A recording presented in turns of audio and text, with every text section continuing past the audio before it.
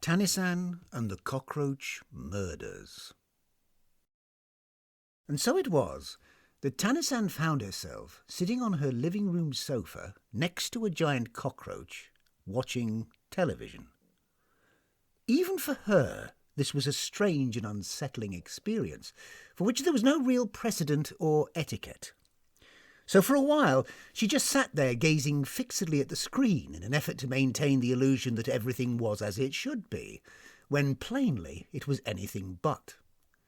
Nonetheless, there were times when she simply couldn't resist the urge to steal a glance at her strange companion.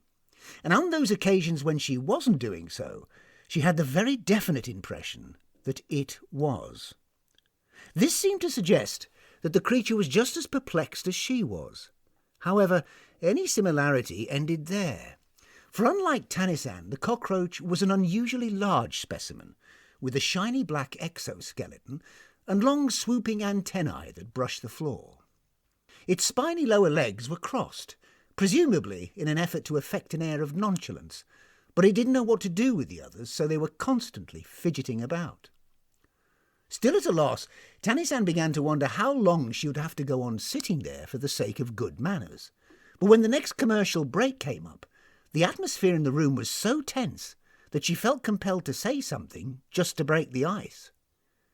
"May I offer you a cup of tea?" she inquired, without actually looking across at the Kafkaesque monstrosity. "Yes, please," said the cockroach in a soft, unassuming and rather refined voice. "That would be most refreshing." Now, I'm sure that a listener of your obvious sophistication and impeccable taste has already deduced that this was a dream, so I'm not going to insult your intelligence by pretending otherwise. The fact was that Tani-San had spent the better part of that day killing cockroaches, which were a particular menace during the summer months, and this motif had carried over into her unconscious. Still, I wouldn't go so far as to attribute it to any feelings of guilt on her part. Exterminating these small yet highly resilient pests was a duty as far as Tani-San was concerned. She'd read somewhere that cockroaches would inherit the earth, and had mistakenly construed that this would come about as a result of one great final battle between them and humans. It made sense then, from her point of view, to be one step ahead. And step, of course, was the operative word, because stepping on them was her preferred method of dispatch, though by no means her only one. Chasing and whacking them with newspapers also met with some favour, as did dropping dictionaries on them, or spraying them with all of the latest foams and insecticides. Indeed, as she stood in the kitchen making tea for her well-spoken guest, she happened to notice that there was a family-sized can of Dr. Ichibangase's superpower Goki-Chan bye-bye spray sitting on the shelf next to the cooker, so she hid it in the cupboard for fear of causing offence. And then another thought occurred to her. Why on earth was she trying to protect the feelings of a cockroach when what she should be doing was fulfilling her obligation to her own species? But this presented her with a bit of a problem. All the tried and tested methods of stepping, whacking and spraying wouldn't work in this case because the animal in question was far too big. But then she had an idea. Padding over to the closet, she rummaged about inside until she found her trusty baseball bat. She then tiptoed into the living room, took up a position behind the sofa, and administered 3 great whacks to the top of the insect's head, right between the antennae. Thwack! Thwack! Thwack! The cockroach gave a kind of shake, fluttered its wings, and turned to her. "Yes?" it inquired innocently. This called for some further improvisation on Tani-San's part. "Sugar?" she asked. "Beg pardon?" asked the cockroach. "Do you take sugar in your tea?" "Oh, yes, please," replied the bug with what might have passed for a friendly cockroach smile. 12 teaspoonfuls if it's not too much trouble, and a smidgen of milk." With that, it turned back to the television because something exciting was happening on screen. No sooner had it done so than Tani-San hit it again, only harder this time. Thwack! Thwack! Thwack! Once again, the cockroach did that odd shaking thing with its head before turning to her with a bemused expression. "Is it me, or can you hear a knocking noise?" it asked. "No," said Tani-San, forced once again to ad-lib. "I think it's coming from the television." "Oh, right," said the trusting insect, which then switched its attention to the action on screen. Tani-San decided to give her whacking idea one last try, so she raised her bat high above her head and brought it down with every bit of force that she could muster. Thwack! Thwack! Thwack! No, said the cockroach, now convinced that it had been right the first time. There's definitely someone at the door. I'll get it. With that, it jumped up off the sofa and scurried out into the hallway, no more troubled by Tani-San's assault than a humpback whale would be were it to come under attack from a small, angry and somewhat asthmatic plankton. Disheartened but by no means defeated, Tani-San put the bat to one side and went back into the kitchen. Then as she was pouring the tea, she had another idea. She reached into the cupboard for the bye-bye spray and squirted as much of it as she could into the cockroach's brew, mixing it in with the sugar to mask the taste. When she then returned to the living room with the tea things, she fully expected to find the insect back in front of the television. However, this was not the case. Instead, it was busy tidying the room, which was a remarkable thing to see. With one set of legs, it was plumping up the cushions and vacuuming the carpet, while the others gathered up Tani-San's DVDs and gossip magazines. She watched in horror as it sniffed a piece of perfectly good cheesecake and threw it away. I was right, it said, meaning the knocking noise. It was just some crabs collecting for charity. Anyway, now that I'm up, I thought I'd better do something about all this mess. I'm afraid I've let things slip a bit. With that, it held up a couple of Tani-San's favourite boy band CDs. I mean, just look at this rubbish, it said. Absolutely disgraceful, and certainly not the kind of thing that any guest should have to put up with. Guest? Echoed Tani-San monosyllabically. Why, yes, of course, said the creature, and very welcome you are too. All right, I was a little surprised when you just turned up out of the blue, but now that you're here, I want you to feel at home. Mi casa es su casa, as the Spanish cucarachas say. It was then that it noticed the tea things and gave a chirrup of delight. Is that for me? It asked, eyeing the poisoned infusion. Oh, thank you so much. So saying, it grabbed the blue and white cup between its spiny legs and downed the concoction in a single gulp. Delicious, it remarked, with a satisfied click of its mandibles. Now, if you'll excuse me, I have to search the drains. I wasn't expecting company, so there's not a scrap of food in the fridge, or under it for that matter. In the meantime, please make yourself comfortable. With that, it scuttled up the wall and out of the window, showing not the least symptom of drowsiness or ill health. This left Tani-San wondering why it had seen fit to regard her as its guest, when in fact the opposite was true.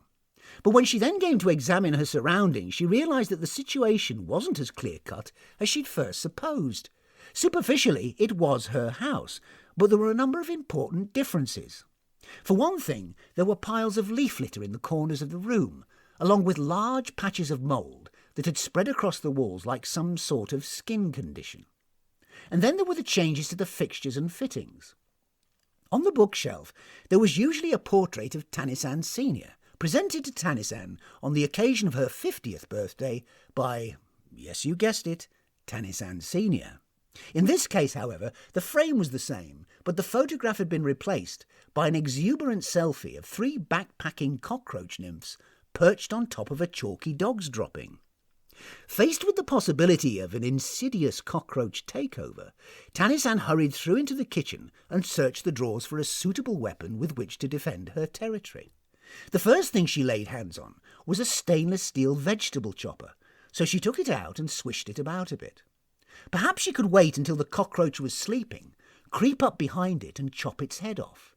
But then she remembered how a cockroach could go on functioning without its head, a characteristic that it shared with some ghosts and most council workers. Then she noticed that there was a set of car keys resting on the window ledge. So she pointed the remote at the silver grey K-car parked outside, and the headlights flickered. This gave her an idea, but in order for that to work, she would have to get her hands on some alcohol. Luckily, she knew where she could find some.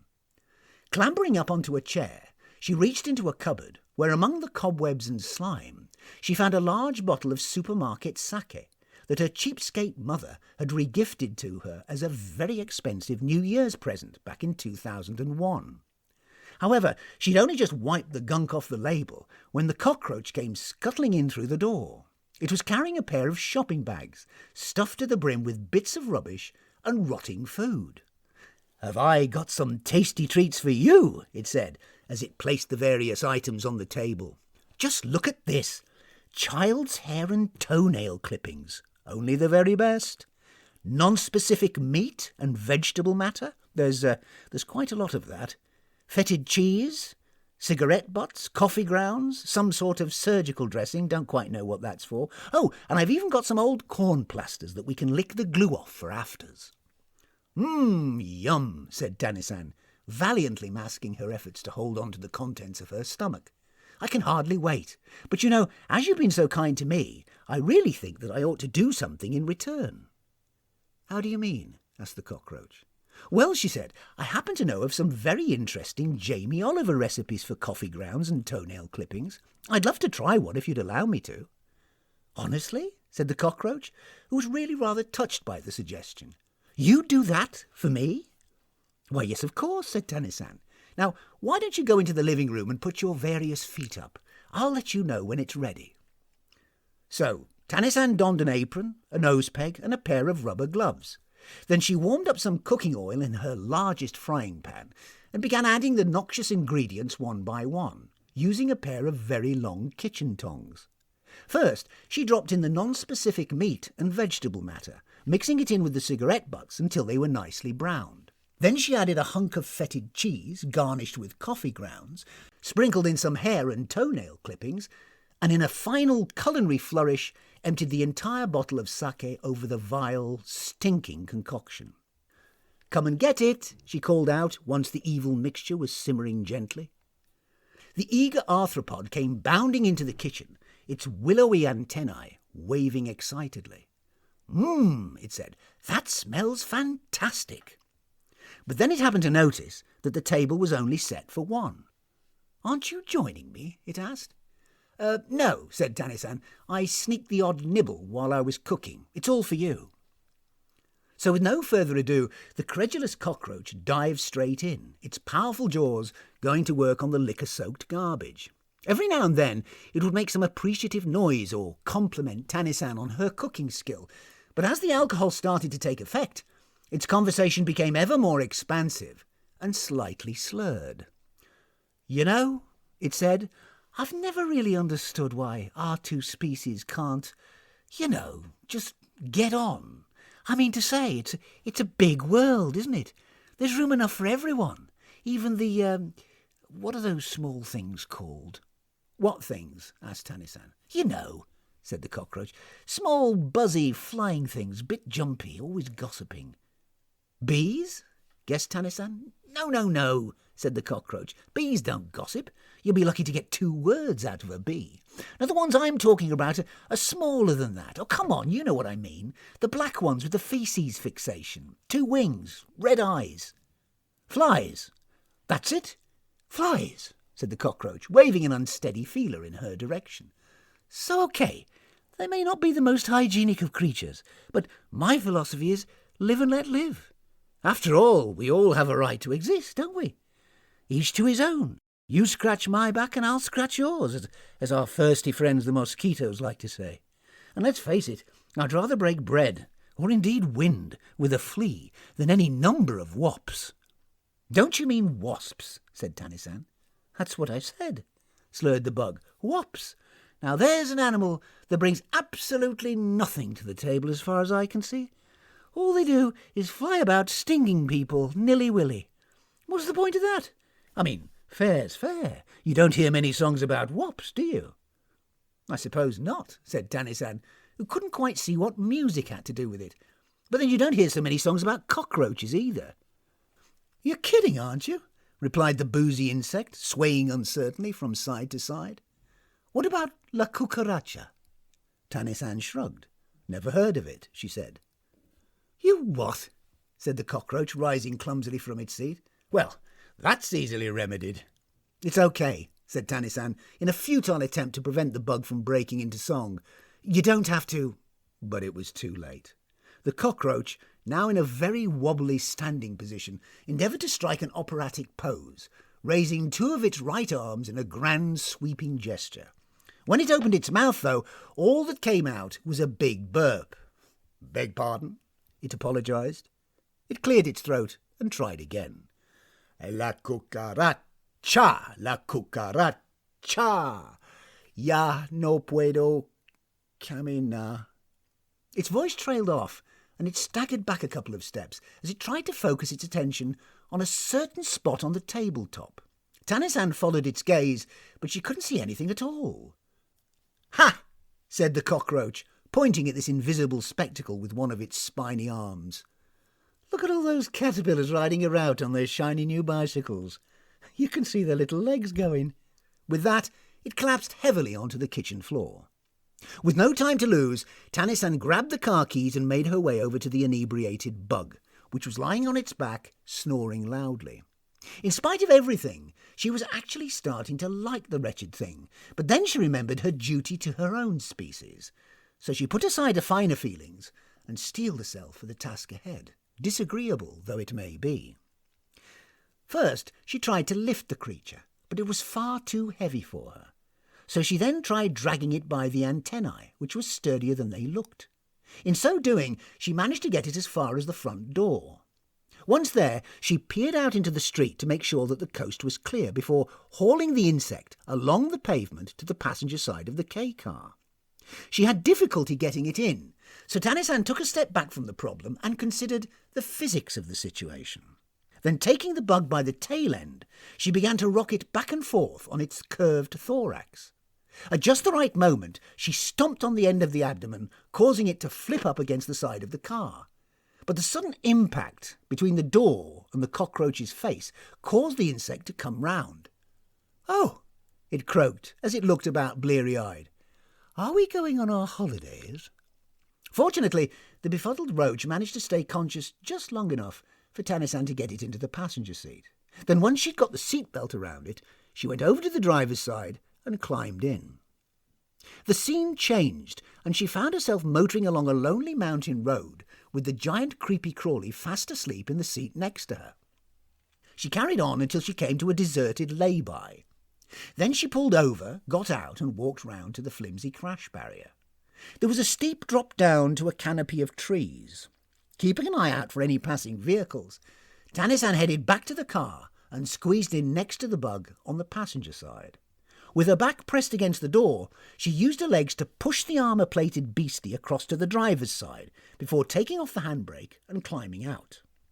She then went round to the back of the vehicle and pushed on the tailgate with all of her might, hardly able to believe that she was having to go to all of this trouble just to get rid of one cockroach. At last, the little K-car began to roll forward, slowly gathering speed, so that when it hit the wooden barrier, it crumpled like matchwood. As it careered down the slope into the darkness, there was a crashing of branches, a crunching of metal, and then silence. Afterwards, Tani-San felt a little bit ashamed of what she'd done to her new friend. Then she felt hungry. And then she started to wonder how she was going to get back to Ikebukuro with no means of transport. However, that was the very least of her problems, for no sooner had she reached the main road than she suddenly found herself surrounded by police cars, their lights flashing. To make matters worse, all the officers inside these vehicles were roaches, as were the occupants of the ambulance, the fire engine, and even the NHK news van that turned up shortly afterwards. Indeed, Tani-San was faced with the highly disagreeable prospect of being the only human in a world of cockroaches, a possibility that hadn't actually occurred to her up to that point. And now the scene changed again. This time she found herself in a police identity parade with 4 suspicious-looking cockroach characters of various shapes and sizes. Being the only human, she stuck out like the back end of a baboon, so in order to create something like a level playing field, they had dressed her up in a little cockroach costume, consisting of a tight-fitting body stocking with a hole for her face. To this there had been added an extra pair of legs and a set of antennae, but all in all, it was a pretty unconvincing disguise. "Now, just take your time," said the detective to the witness cockroach. "There's no pressure. Look at the line-up and just tell me if any of these suspects remind you of the person you saw driving along the road." "Oh, well, I can't be sure," said the witness bug, who was really a rather timid creature. "It was very dark, and it all happened so quickly." He then stopped in front of the tall, thin cockroach standing next to Tani-San. "I suppose it might have been this one," he said, pointing a tremulous feeler at it. "What?" snapped the detective. "You're kidding, aren't you? Beg pardon?" Well, what I mean to say is there's no need to rush into a decision," said the detective, modifying his attitude somewhat. "Just think back. Was there anything unusual about the appearance of the driver?" In what sense?" "Well, did they look different in any way? Did they stand out from the crowd?" "In the way they were dressed, you mean?" "Well, yes, there is that, I suppose," the detective conceded. "Or something more physical?" "Do you mean scars and such?" asked the witness. "Scars? Yes, that's one possibility. Or perhaps something a little more fundamental?" The dim-witted witness cockroach moved along the line and looked Tani-San straight in the face. "Well, now that you come to mention it, there was something," he said, "although I can't quite put my finger on it." "OK," said the detective, who was making a tremendous effort to stay calm. "That's fine. And there's no one here, right here in front of you, that jogs your memory." The witness continued to gaze at Cockroach Tani-San, who of course gazed back. But then he shook his head doubtfully. "I'm sorry," he said. "I wish I could be more helpful. The thing is, my mind tends to go blank whenever I'm stressed. I can't help it. But now I'm starting to think that there was something decidedly uncockroachy about the driver of that other car." "Good," nodded the detective. "That's very good. Now, just think carefully and tell me what it was." "Well," said the witness, "now I'm thinking, and please don't hold me to this, that it may not have been a cockroach at all. It may have belonged to another species." "Excellent," said the detective cockroach, very encouraged by these words. "Go on." "Yes," said the witness, "I seem to recall that it was a cicada." "A what?" "No, not a cicada. A beetle. A great big black stag beetle with huge antlers." "Antlers and a hat. Yes, he was definitely wearing a hat. A snap-brim fedora with a black band. I'm absolutely sure of it." Well, by that stage, even Tani-San was sick and tired of having to stand there and listen to this nonsense. "Oh, for heaven's sake," she complained, unable to contain herself any longer. "What on earth are you talking about? Cicadas? Beetles? It was me, of course. It was me." As soon as she said this, the scene changed once more, although Tani-San remained dressed in the same silly cockroach costume for some reason. Now she found herself in a courtroom, surrounded by police roaches, court officials, and members of the cockroach public. Directly opposite her stood the public prosecutor, a thin, rather stern-looking insect in a pinstripe suit. At the time, he was just coming to the end of his cross-examination. "So," he said, "you freely admit to the wilful murder of Cockroach Ken on the night of the 15th. "I do," said Tani-San, who had promised to tell the truth, the whole truth, and nothing but the truth. "However," she said, "I would like to add that he was by far and away the most charming cockroach I've ever come across, though that's not saying much." At this, an angry murmur went up from the gallery. "And this was not the first time, was it?" prompted the prosecutor, spurred on by the public reaction. "Would you mind telling the court how many other cockroaches have fallen victim to your pernicious ways?" 19, Cockroach Tani-San proudly declared, failing to demonstrate even the slightest remorse, the one thing that might have resulted in a more lenient sentence. But then, of course, she realised her mistake. "Oh no," she said, "what am I talking about? It's the other way round. 91. At this, a collective gasp of horror went up from the crowd, which the prosecuting counsel wasted no time in capitalising on. "Yes, indeed," he said, raising himself up to his full height. "No less than 91 innocent victims, men, women and children, all dispatched with the same chilling nonchalance that we have witnessed here today. I hesitate to linger on the sheer brutality of these crimes. Whole families wiped out by slow-acting insecticides, highly decorated war veterans crushed beneath weighty tomes, countless old-age pensioners chased and whacked and trodden on." "What can I say?" shrugged Tani-San, addressing the public gallery. That's my favourite. And for what, may I ask? Continued the prosecutor, now in full swing. Simply because this monster has deemed our species to be nothing more than a household pest, when in fact we were here long before her kind, and will still be flourishing when they have gone the way of the dodo. Well, pass me a weighty tome, and we'll soon see who lasts the longest, countered Tani-San, rising from her seat. She was immediately restrained to the sounds of boos and hisses from the gallery. In fact, such was the uproar that the chief judge had to bang his gavel several times to restore order. "Silence!" he barked. "Silence! There will be silence, or I shall clear the court." He then turned to Tani-San with a very grave expression. "Cockroach Tani-San," he began, "you have been found guilty of the charges brought against you. Therefore it is my painful duty to—" "Wah, wah, wah, wah, wah, wah, wah, wah, wah," went Tani-San with her hands over her ears. The judge ordered for these hands to be removed, before continuing with the sentencing. "And so it is my—" "Whee!" squeaked Tani-San, who had somehow managed to wrestle them free again. There was a tussle between her and her escort. Tani-San managed to knock off several hats, pull on antennae, and deliver a few well-aimed kicks at various hindquarters and abdomens before she was finally restrained. Nonetheless, the judge deemed it wise to expedite the proceedings. "It is my painful duty to impose the strictest penalty the law allows," he continued, only louder and faster.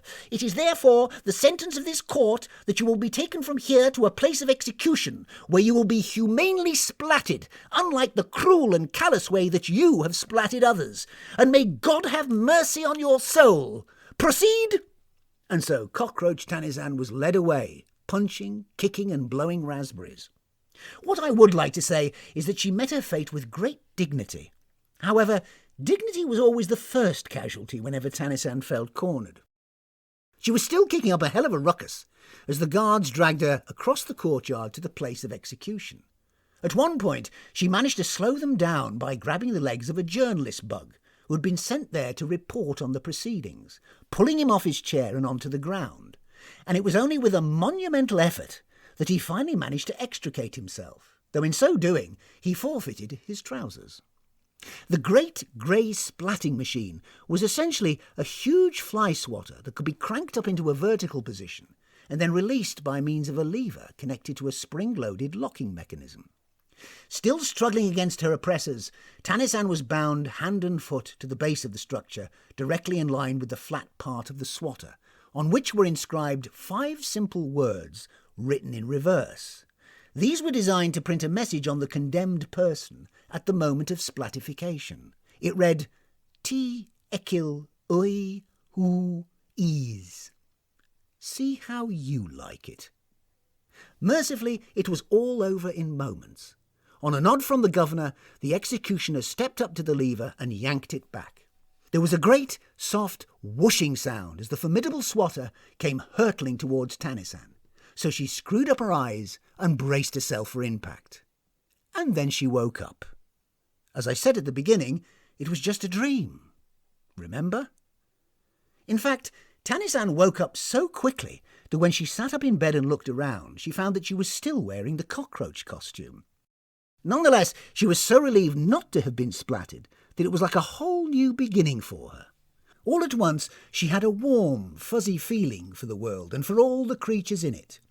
She loved the elephants and the slugs, the pigs, the frogs, and the bacteria. She even loved the stray cats that did their business in her garden. In fact, such was her love of all living things that she jumped up out of bed, went sailing down the stairs, and out into the garden to commune with nature.